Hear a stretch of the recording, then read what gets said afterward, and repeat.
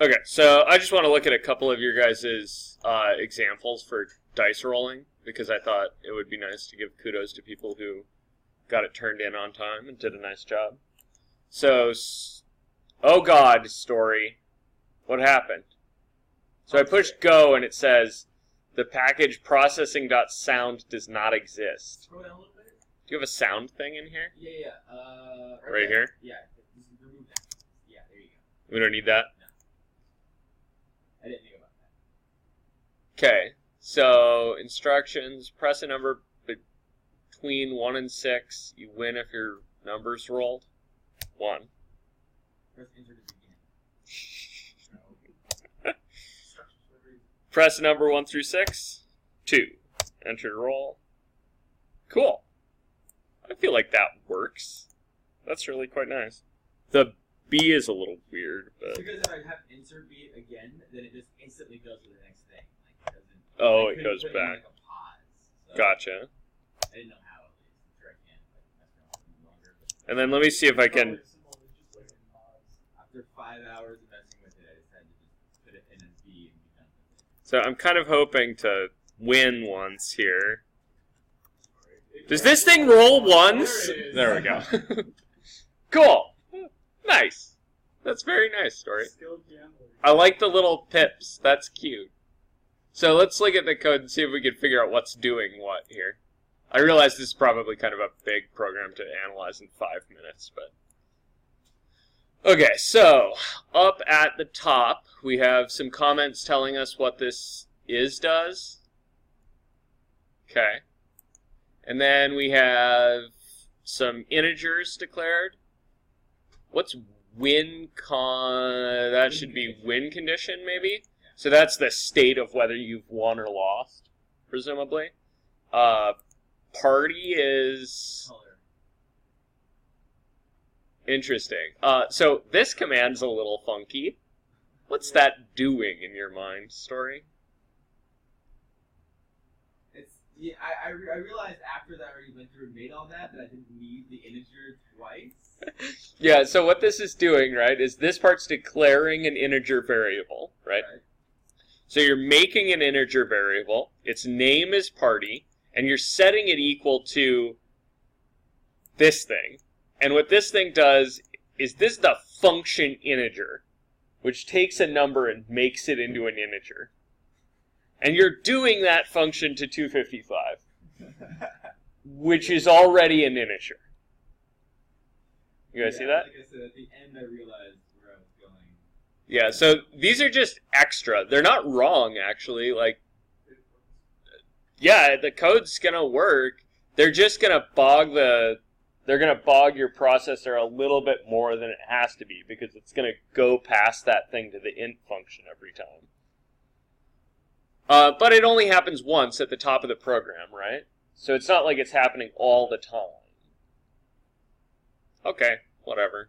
And then you have a dice size, which is 120 to start with. Does the dice size change? Or is that also unused? It's just so that I could edit the size of the dice. Okay. And then we have an X and a Y. And those are presumably the window size, maybe? And then we have a...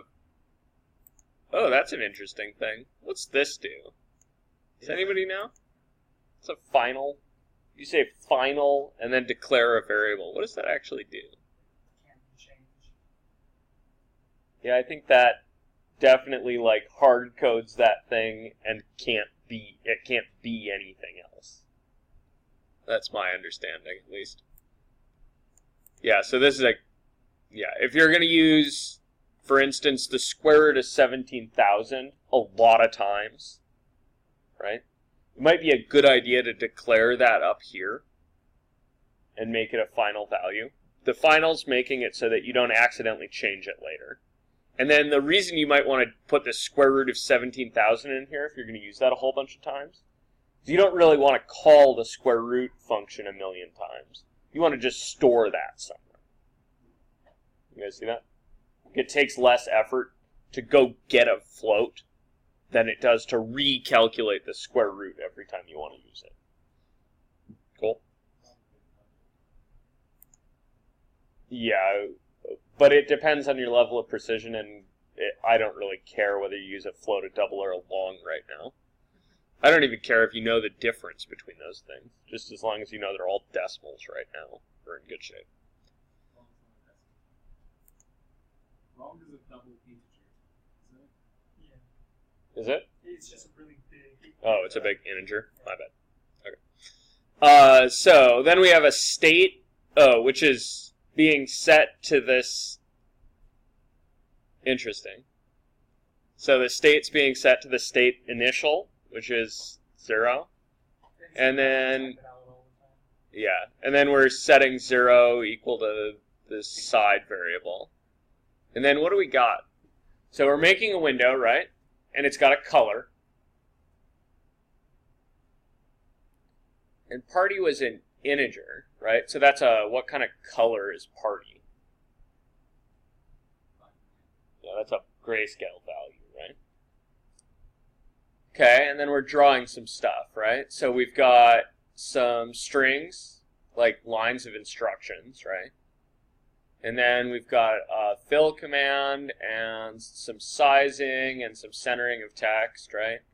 And then some inputting text. So that's printing our instructions out, right? And then what's this going? What's this doing? I think this is what I really wanted to talk about today anyway. So what does this statement do?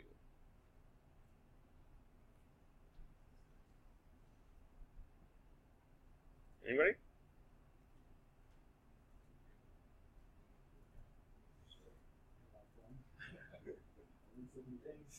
What's it do? What does it say? How about what does it say?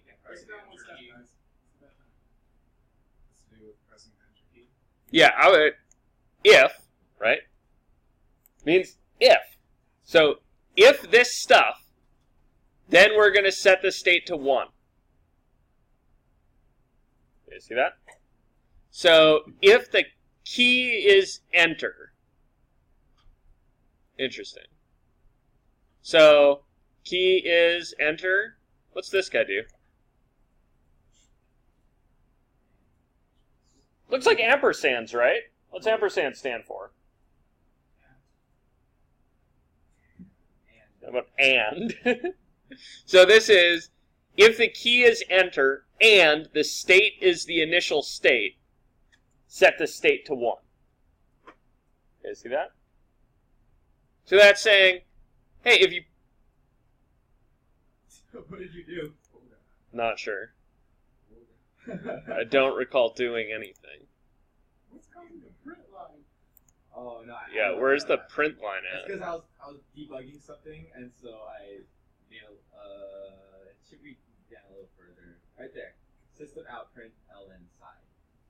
The side and the win condition weren't printing the same thing, and so I had to split it out. Okay, cool. Alright, so there's some debugging left in this thing, because we're not quite done. I think this is the thing I want to highlight today, though. And the rest of this basically boils down to, okay, so here's some kind of a thing that we're doing, right? It's a method that we're going to call.